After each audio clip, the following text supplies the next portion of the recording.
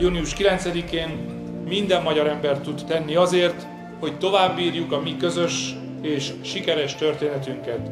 Ma fejet hajtunk a szabadságharc hősei előtt, és folytatjuk az elkezdett küzdelmet. Győzzenek a magyarok! Győzzenek a magyarok! Győzzenek a magyarok! Győzzenek a magyarok! Győzzenek a magyarok! Győzzenek a magyarok!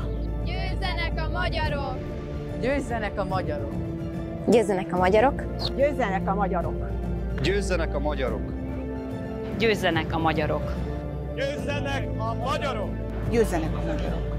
2024-ben is győzzön a szabadság, győzzön a testvériség, győzzön az egyenlőség, és legfőképpen győzzenek a magyarok!